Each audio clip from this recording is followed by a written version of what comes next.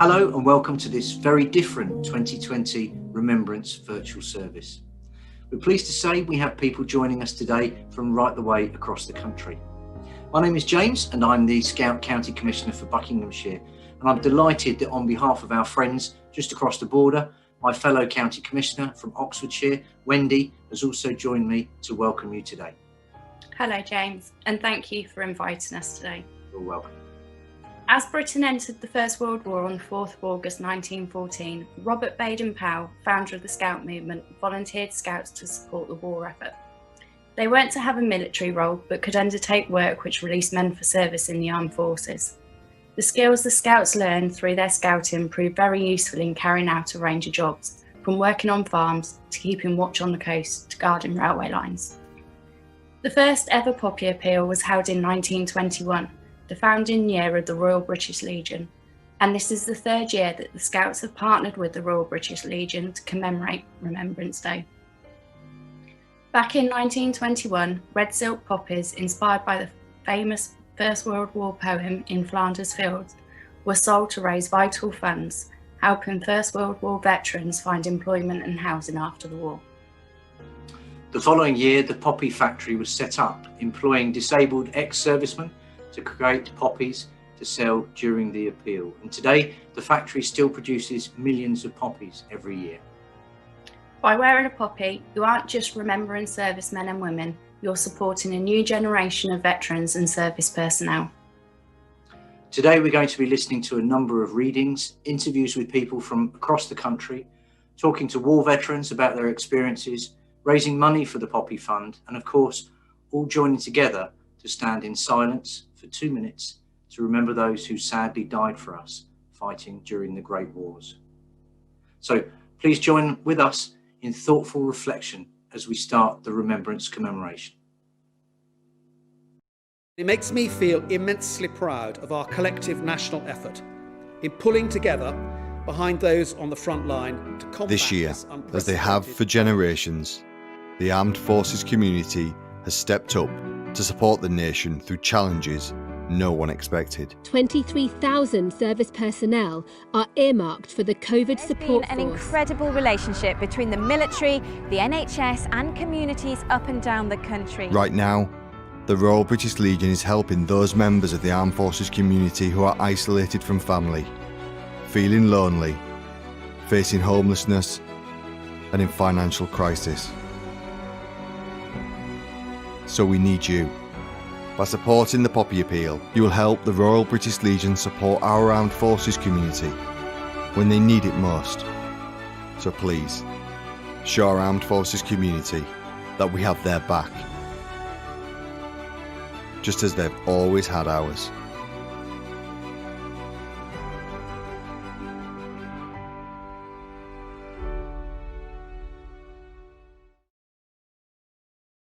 I'm Eva from the Loughton Scout Group, and I'm going to tell you about a Remembrance Day. In Remembrance Day, we remember the people who have died in the World War I. And it is important because the soldiers had died, so we have to remember them. It's really important to remember them because they were trying to help a country. How kind is that? And so we celebrate it by putting poppies on our t-shirts. So this is a picture of a poppy. It looks like a poppy. And we put poppies on our t-shirts so that will remember us. I'm Amira Dotley from Loughton Scout Group. I'm going to be talking about Remembrance Day on 11th of November. Remembrance Day to me is when soldiers died in wars across the world. It's important because I'm sad and proud of what they've done, of the families and soldiers that have come and helped our country for freedom. We celebrate it using poppies that come from services in Scotland. Scotland is a good country that has this type of poppy. There's a poem of Flanders Field and this man, type of doctor, comedian, he has once went to Flanders Field a few months after the World War I, and he found poppies and wrote a poem about it called the Flanders Field.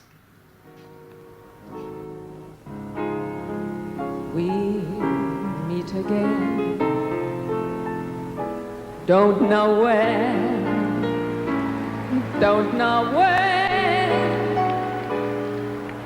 but I know we'll meet again some sunny day.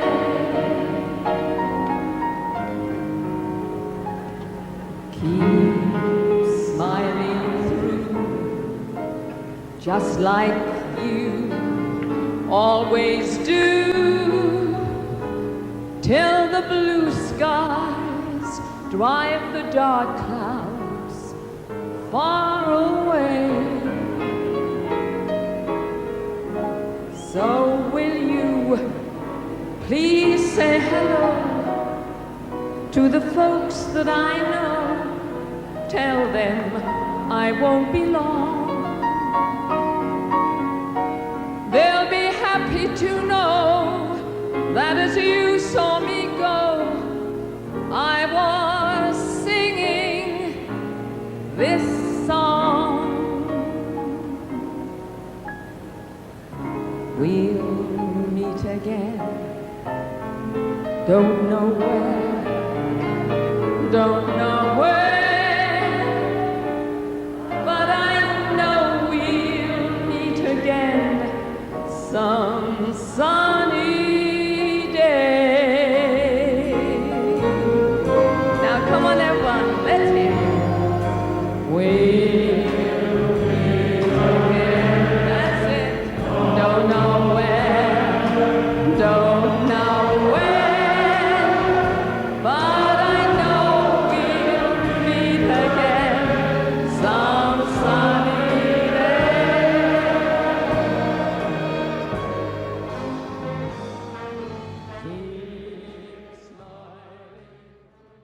My name is James Robertson. I am a former Cub Scout, Scout, Venture Scout and leader.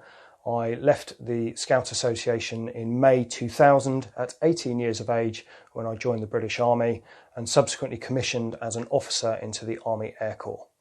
I served on multiple tours of Afghanistan, primarily flying the Lynx Mark 7 utility helicopter and later the Apache attack helicopter, and was an air mission commander and second in command of an Apache squadron. Our time in Afghanistan was very varied. We had all sorts of different tasks, but I think the one that most sticks in my mind is holding what we call VHR, or Very High Readiness.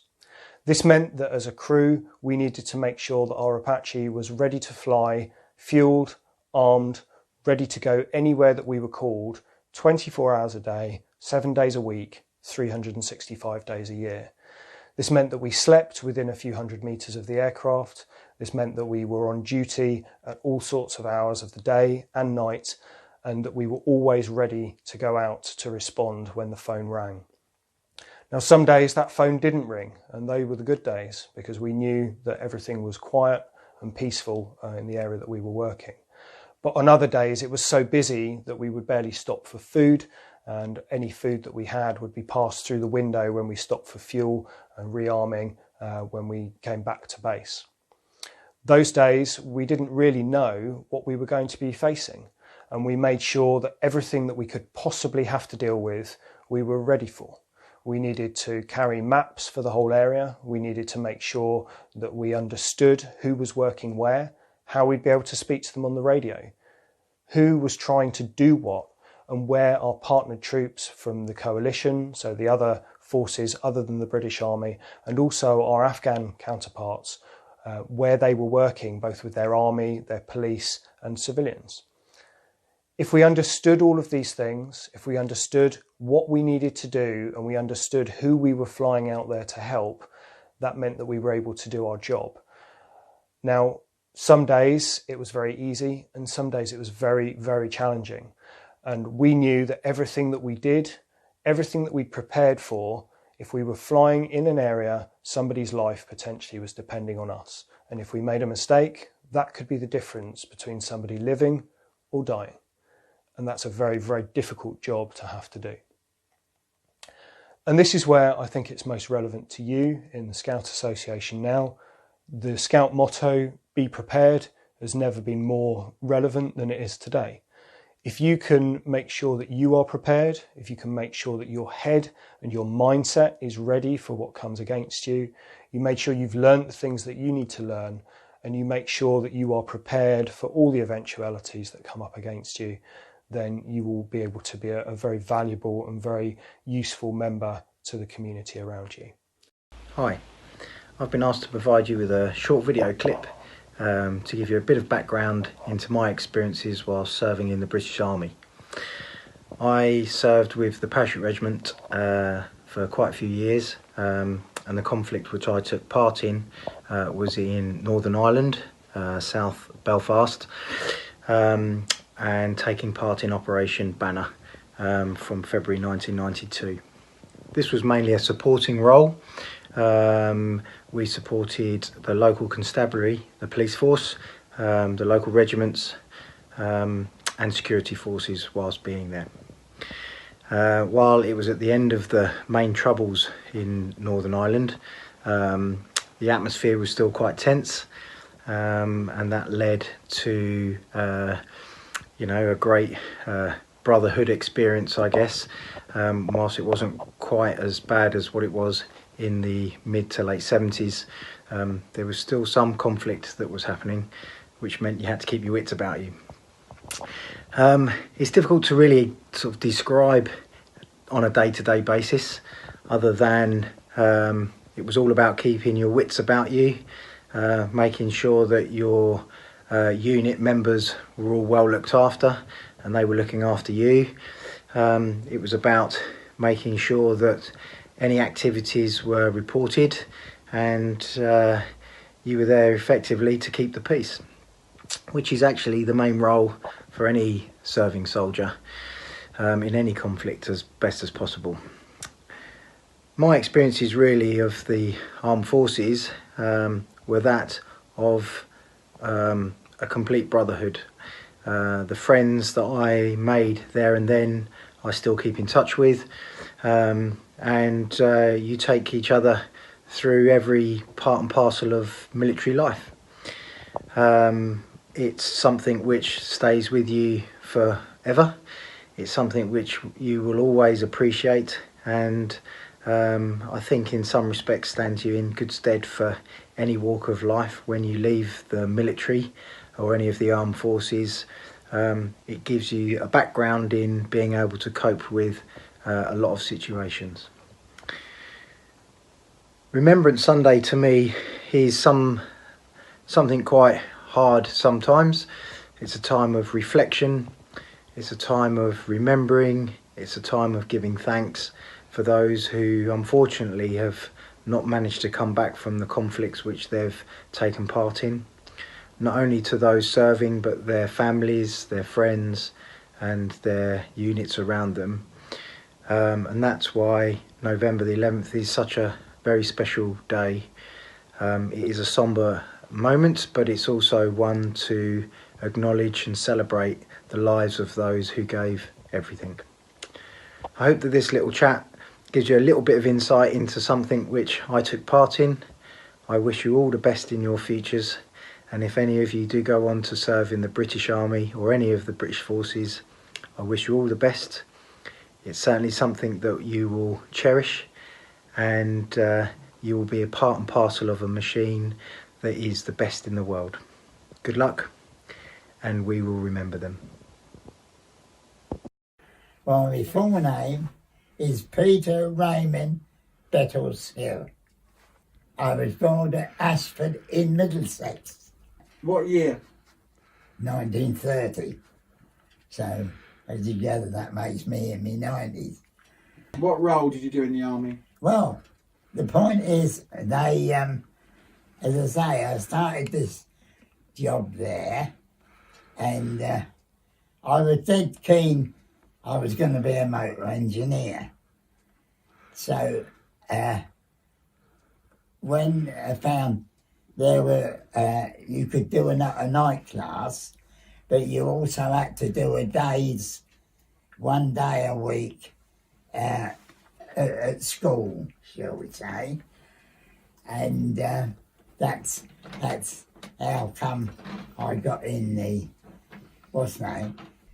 serving petrol and getting out to change wheels, take a wheel off, and then of course you went from then and then onto the brakes, and then suspension and steering, and you worked your way on then, and say to the gearbox, that might not make a lot to you, and then on to the rear axles, and then onto the engine, and also in our day you learn everything. What was on your time sheet, you done, even when although there was an electrician on the course or something, and you were on, and you had to know so much about the electrical fault that you don't just call a bloke in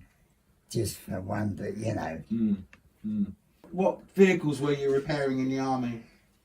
We had they were Hillman, like what we called Hillman Mings, and 3-ton trucks on there, and then you worked a bit on a tank on the engine side of it, or whatever had to be changed, engine, a Brent carrier, and was this in the UK, or did you go abroad as well? Yeah, I started off at Aldershot, and you had to do 6 weeks training, and first of all, and also military training in the same as your basic training. Basic training, yeah. And then you got as I say, I went in, for the whole lot. So I had to go on a driving course. So you learned to drive in the army? Oh yeah, I drove all around Aylesbury and Buckingham and all that. Did you learn to drive the tanks as well? Yeah. What type of tanks were they? Yeah. Were they the big tanks? Yeah, we started off on the small ones, then built up. So you said you went to France as well, yes? Oh yeah, I done I don't know how many places in England, Wales and Scotland at all. And they said, because the bloke says, "Are you on it again?" He said, I said, "Yeah, they're fed up with us here, so they want to get rid of us." So I said, "They put us over the other side now." Yeah. So you went to France then? Yeah, I went to France. Yeah. If there was a ATS regiment on the same camp as you were called on to drive the lady officers, shall I say, for any function due, And of course, if they, like women, they thought you were smart enough, they asked for you to be their driver and so forth. So you drove a lot of important people? Oh yeah. Yeah. So how many years were you in the army? I stayed in then till I was 38, then come out and spelling Civvy Street in Dundee, on a lot of the garages then, and then finished up, didn't really finish up in Scotland, and that's where I met my wife, in Scotland. And well, as a girl, she, like they all were, you know, there's some photos there of us. Well, we went on different dinners and dude, you know. Was your wife in the army? No. No? No. So you met her in Scotland? Yeah, she come on one or two dudes that we were able to take them on. But no, she wasn't, you know, on there. What about memories that of when you were in the army? What can you remember? What's the one or two of them there, and also when blokes parachuted in and one got hooked up on the church spire, you know, had to get him down off of there. And did you see any of the other side? Did you see any of the Germans and then the others? Yeah, you see Americans and things. Yeah. There's some photos in there of me with the American, because some of them wanted to stay on over there. So after the war, they've stayed on in France and Germany, and brought their families over. You were in the Scouts as well before you went into the army? Yeah.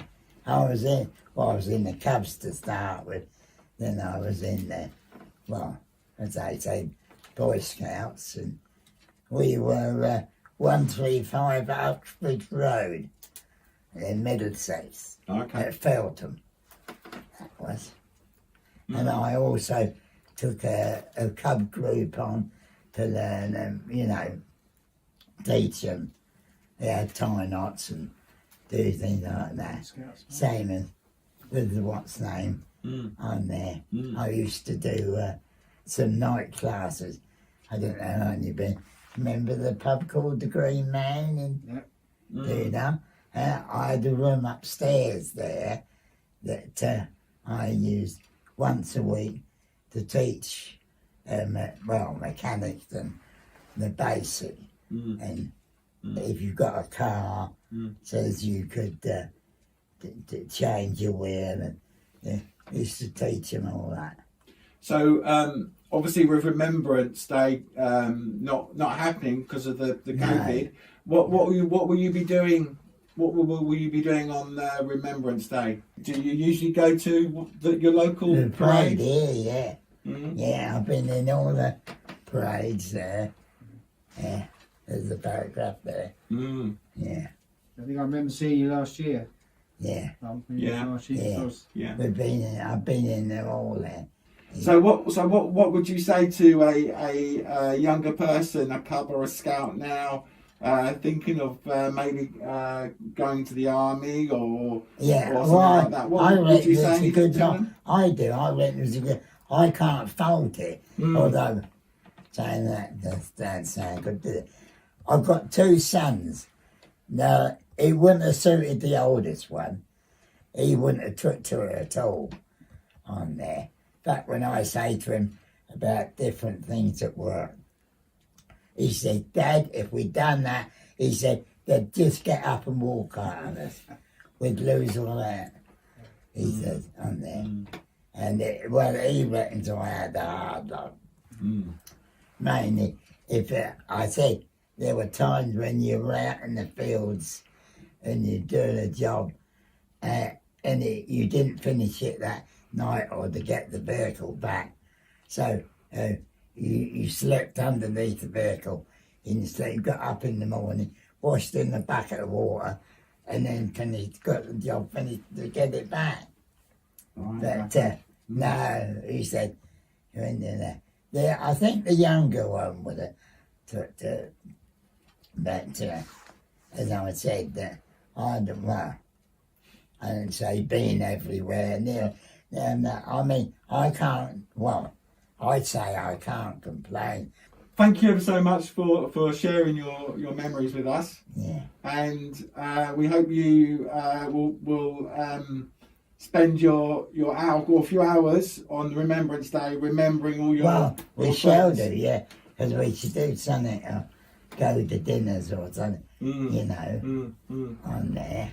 You might obviously to remember your friends that you made in the war. Yeah. Well, like the one of the solicitors and my sons, and we were talking about leaving things and that. So she said, "Is there any more names you want to put on here?" I said, "Well, to tell you the truth, there's not any of them left now." I said, "I've lost friends, relations, cousins." And I said, "There's not many. They all seem to have gone." Few and far between now, isn't it? So, well, we wish you well, and obviously stay safe during these times. Yeah. And thank you for your time and your stories. Yeah. And thank you ever so much. Thank you. Grow not old, as we that are left grow old. Age shall not weary them, nor the years condemn. At the going down of the sun, and in the morning, we shall remember them.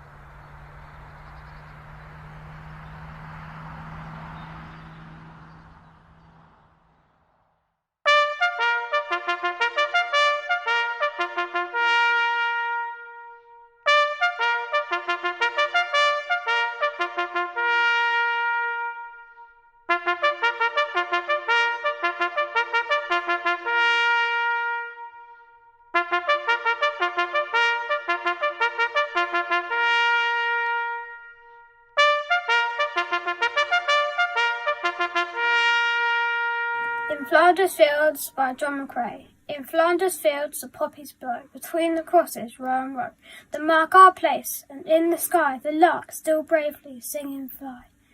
Scarce heard amid the guns below, we are the dead. Short days ago we lived, felt dawn, saw sunset glow, loved and were loved, and now we lie in Flanders Fields. Take up our quarrel with the foe, to you from flailing hands we throw the torch, be yours, hold it high. If ye break faith with us who die, we shall not sleep, though poppies grow in Flanders Fields.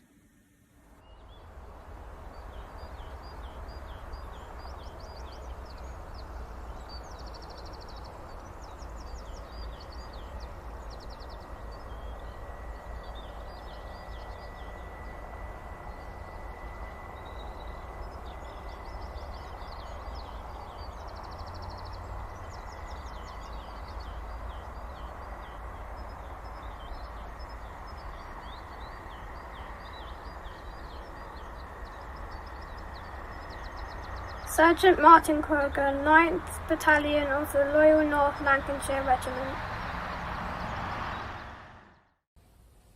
In the spring of 1915, shortly after losing a friend in Ypres, a Canadian doctor, Lieutenant Colonel John McCrae, was moved by the sight of the poppies growing in the battlefields, and that inspiration led him to write the now famous poem In Flanders Fields, which begins, "In Flanders Fields the poppies blow, between the crosses, row on row."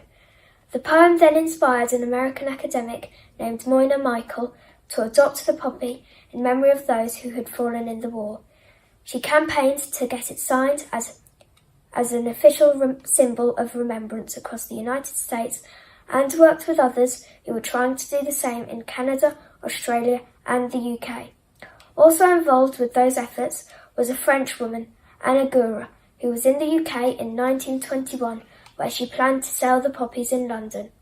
There she met Earl Haig, founder of the Royal British Legion, who was persuaded to adopt the poppy as an emblem for the Legion in the UK.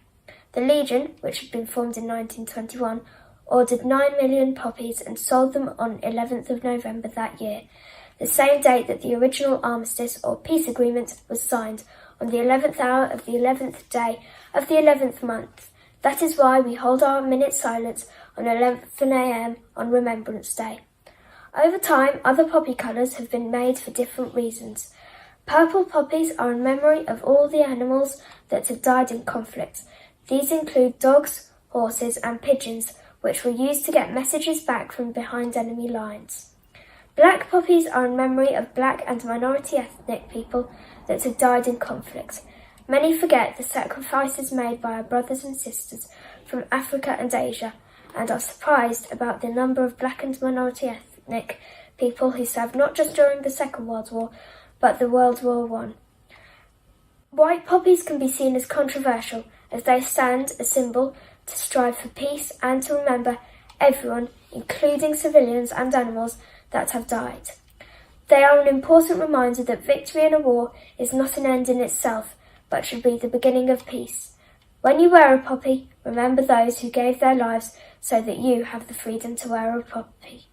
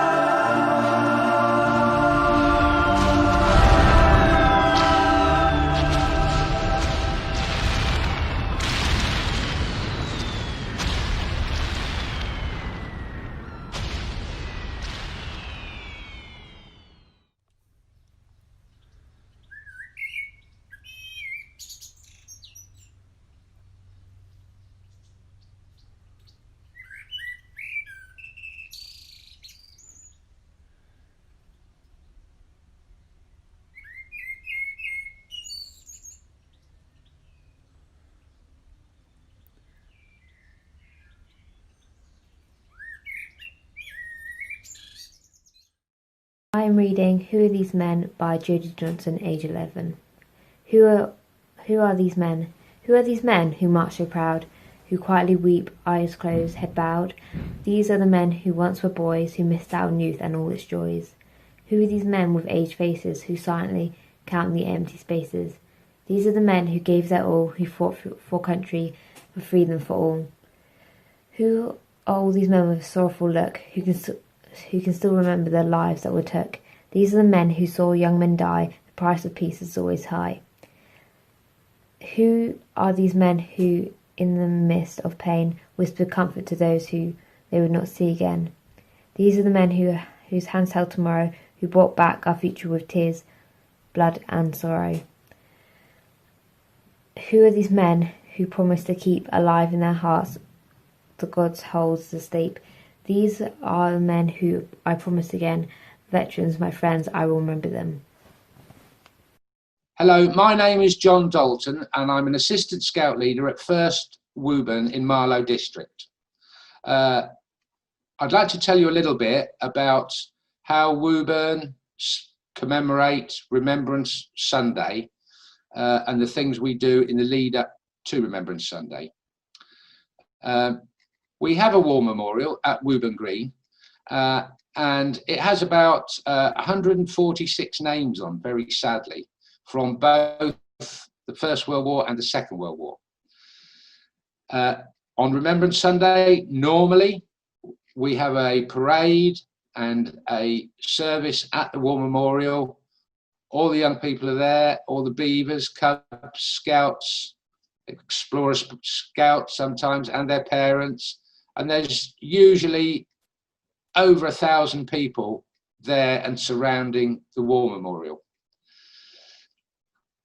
It gets very busy and not everybody can see the War Memorial all the time through the service. The shorter people get behind the taller people.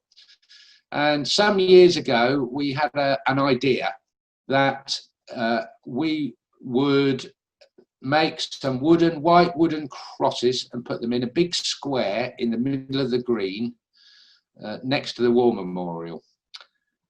We're very fortunate at Woburn that we've got a book called The Men of Woburn War Memorial. And there are quite a lot of details in there, names, ages, regiments, where they lived, lots of really interesting information. And we use that information to make up some identity plaques for each of the 146 lost soldiers and sailors and airmen. And they look roughly like this. So there's an example from the First World War. And you can see that unfortunately this chap was only 18 years old. How young is that? Okay, and we use a slightly different poppy for the Second World War. And so we end up with 146 of these on the wooden crosses. And they're placed there by all the young people, beavers, cubs and scouts, before the parade sets off, have their chance to place one of the identity plaques on a cross. Quite often, they are living in the same road that that casualty lived in before he left to go off to war. In fact, we had one explorer move house earlier this year who, when they came to sell the house, discovered or remembered the name that one of these soldiers had actually lived in his house. So after the identity details have been placed on the wooden crosses, normally we parade along the roads are closed, and we gather for a service at the War Memorial with all the colours, the Union flag and all the troop colours and packs and beaver colonies colours. And this year, unfortunately, because of COVID, we haven't been able to do any of that. So the next best thing that we've been able to do is to pre-record and pre-photograph the service from remotely, involving Scouts along the way as far as we can, the internet and Facebook on Sunday, so that everybody can view it from their own home and stop for the 2-minute silence, stand on their front doorstep to observe the 2-minute silence, and then rejoin it and watch it online. And that is how this year we are going to commemorate our Remembrance Sunday from First Woburn and First Bourne End Scouts here.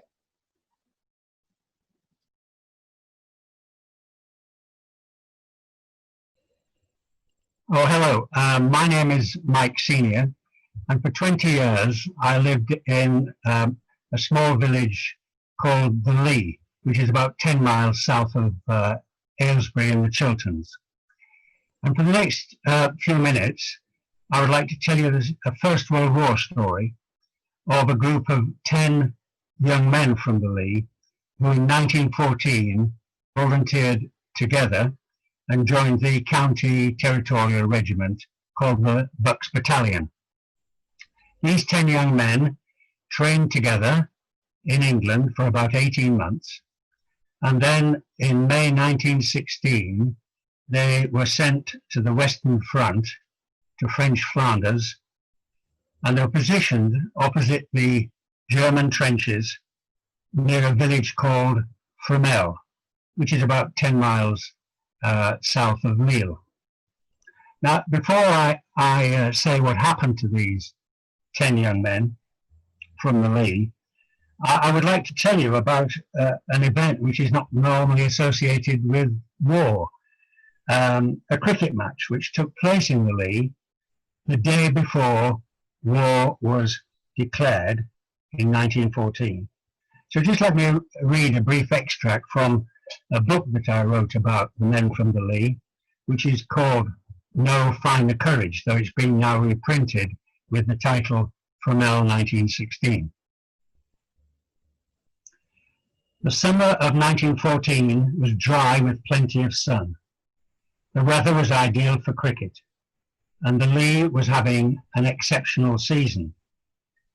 The villagers were eager to record yet another victory when on the 3rd of August, the bank holiday Monday, they played a team representing the Lee Manor House. But there was talk of war. Germany had declared war on Russia 2 days earlier, and the minds of the cricketers were preoccupied with thoughts of mobilization and enlistment. The match was at an interesting stage, with the Manor House 11 just holding its own, when suddenly the weather deteriorated.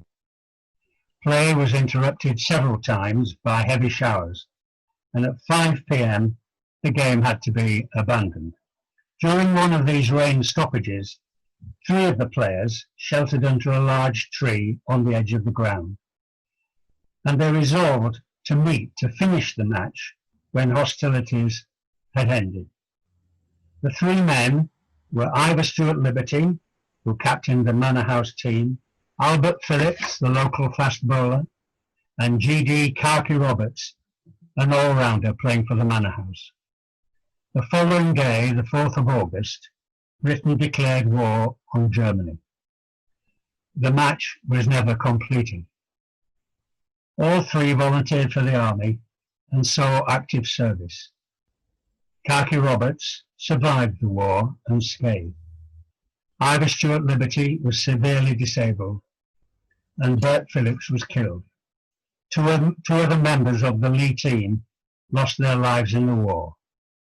They were Arthur and Ralph Brown, brothers from Lee Common. In total, 30 young men from the Lee were killed in the First World War.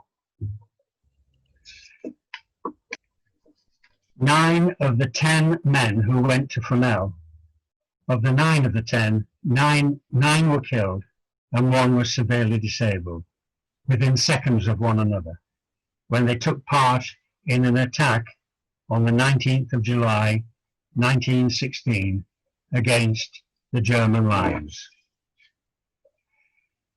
The attack, typical of many such attacks on the Western Front, was a disaster. And in total, in the attack, there were 9,000 casualties within a 12-hour period. The German trenches were not taken.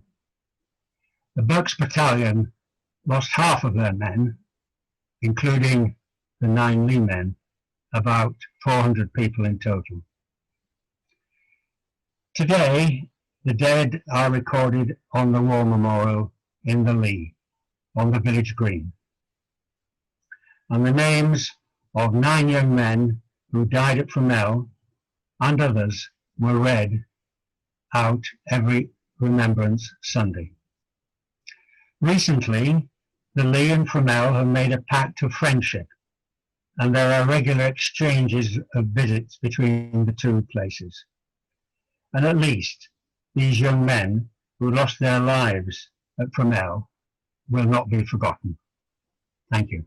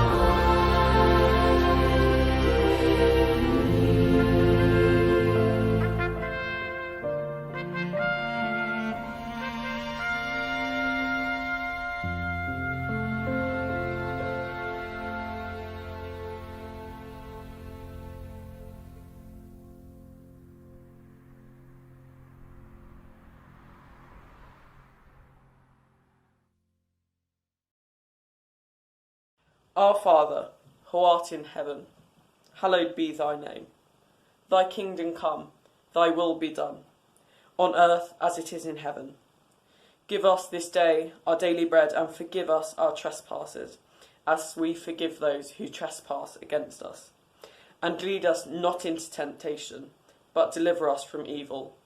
For thine is the kingdom, the power, and the glory, forever and ever. Amen. When you go home, tell them of us and say, for the or tomorrow we gave our today. Thank you so much for joining us today for our virtual Remembrance commemoration.